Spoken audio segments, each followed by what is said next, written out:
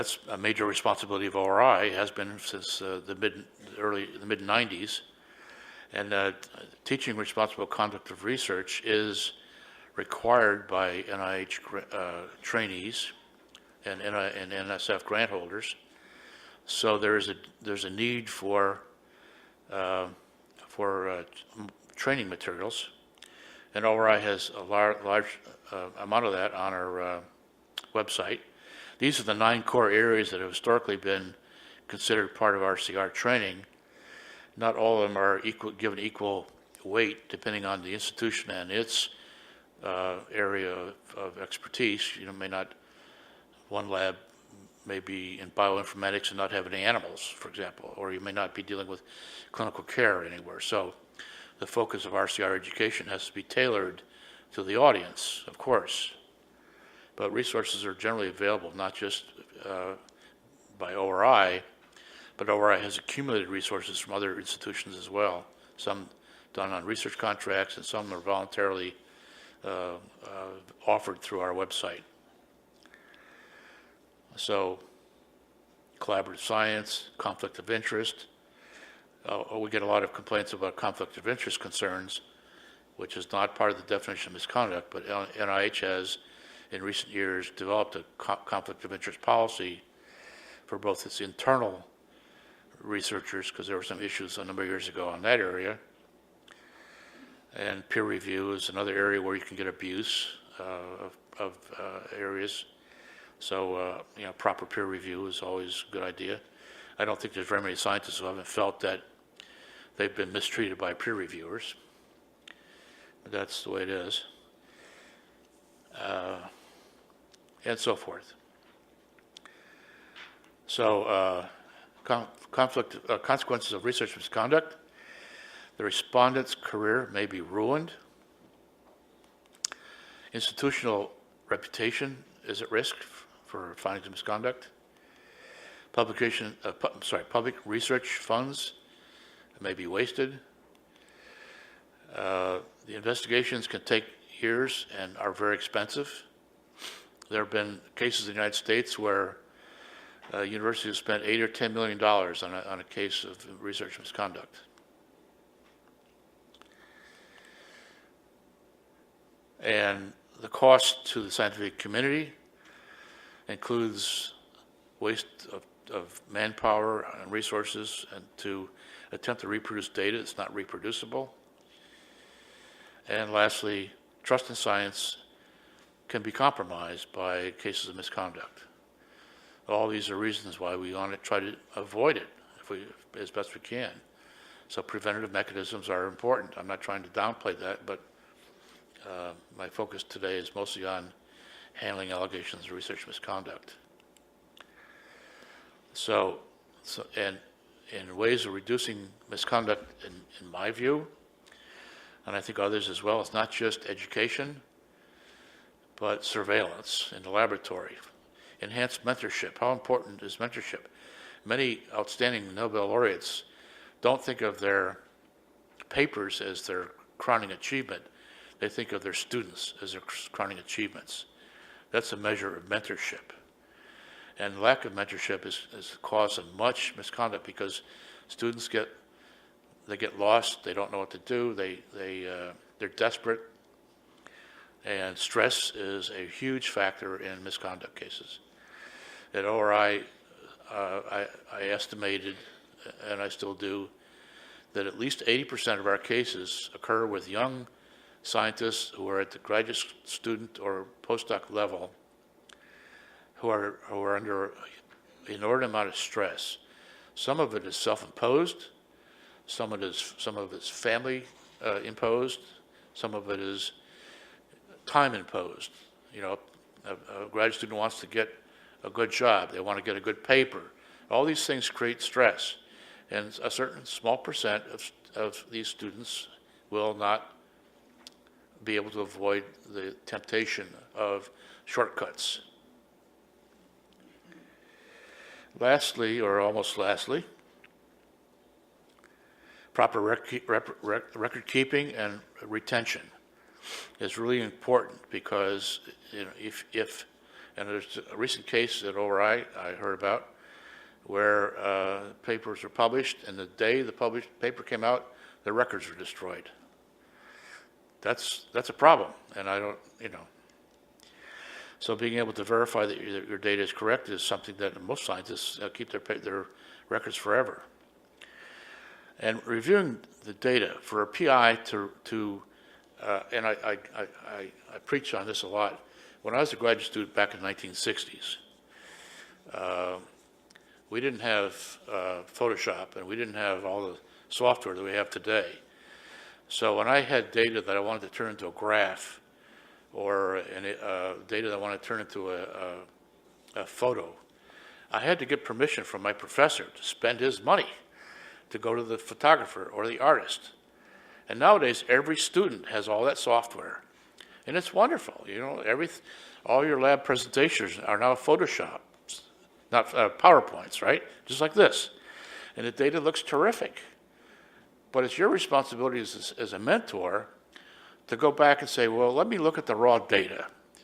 And you should be doing that on a regular basis, looking at the data as it's coming into the laboratory, so you know that actually the experimental approach is successful and working, and not just take words that look at these great images on the computer screen and saying, great data. So the last thing is to be suspicious. And I have one of the case examples. My second talk will be, about the fact that there are people that are, I'm not sure it's a case example, but we see it many times where somebody, the Darcy case is a good example that I just mentioned. Dr. Brunwald thought that Darcy was the best investigator he'd ever had in his laboratory. And he was a very senior guy, probably over 100 people, and Darcy was far and away the best, because he was really productive and everything was wonderful data, but he wasn't suspicious. And it turns out most of that data was false. And we've seen PIs in which a student is very successful, the PI says this is wonderful, and all the other graduate students are coming to him sort of saying, well, I can't get this to work. And we've had cases where the PI fires those students rather than believe that there might be a problem.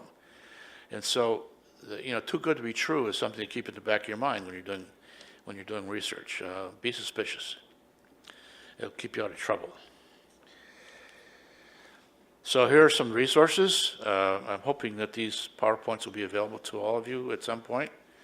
And that's the end of my first talk.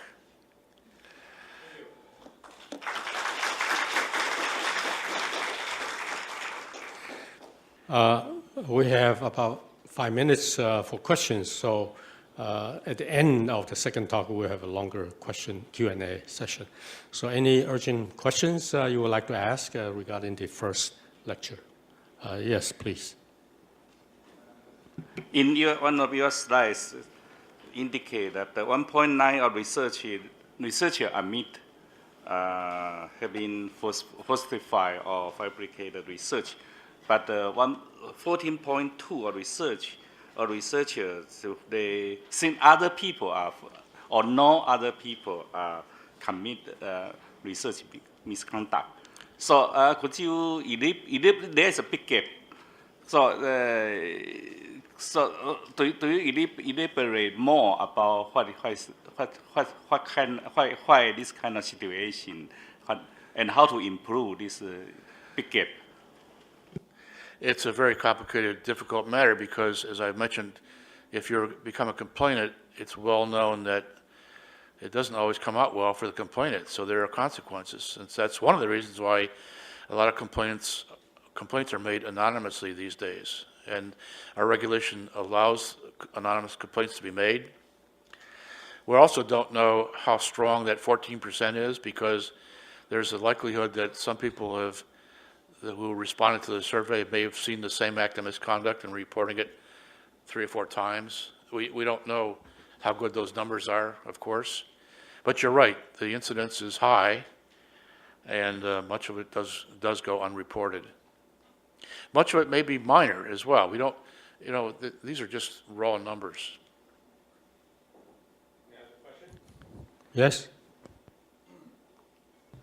One of your slides says that research misconduct can happen in reviewing research.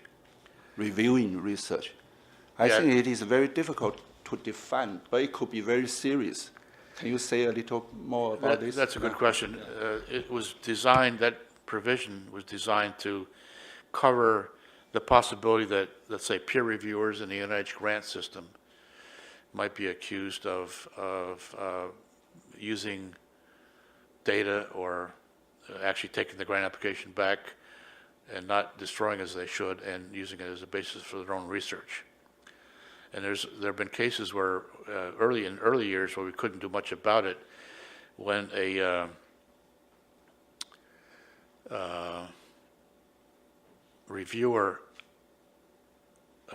plagiarized grant applications or research ideas and applied them to his or her own research that was not funded by NIH funds. And so we didn't have jurisdiction over that misconduct. We do now because of that provision.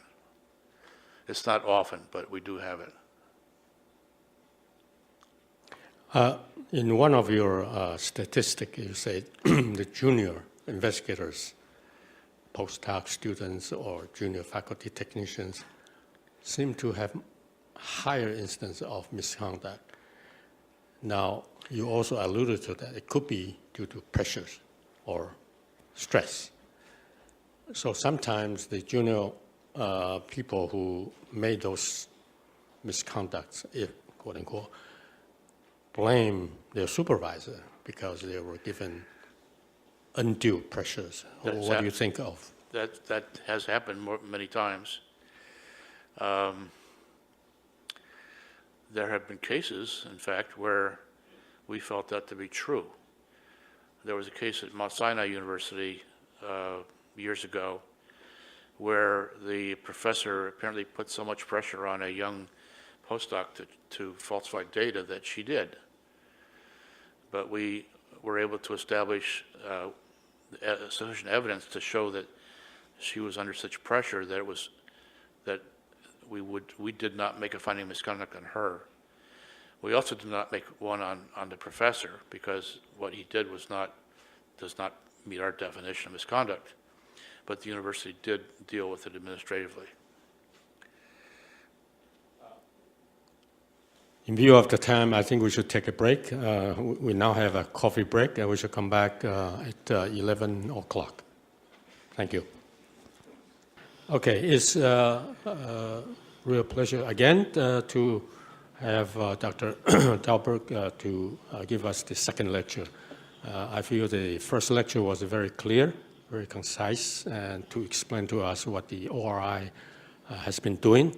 And it will be a good lesson for us. In this second lecture, you will be dealing with the subsequent act that what we should do. So this responding to allegations of research misconduct.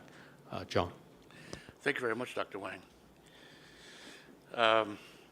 This is going to be a continuation of what I was talking about earlier, but with a new emphasis on process by which institutions and ORI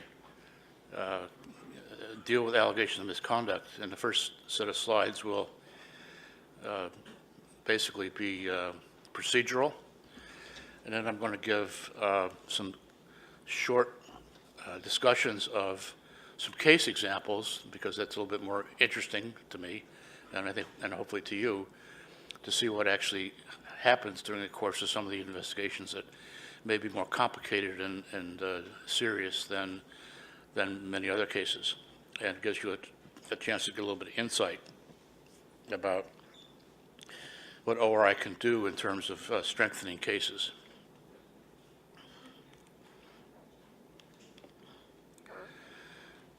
So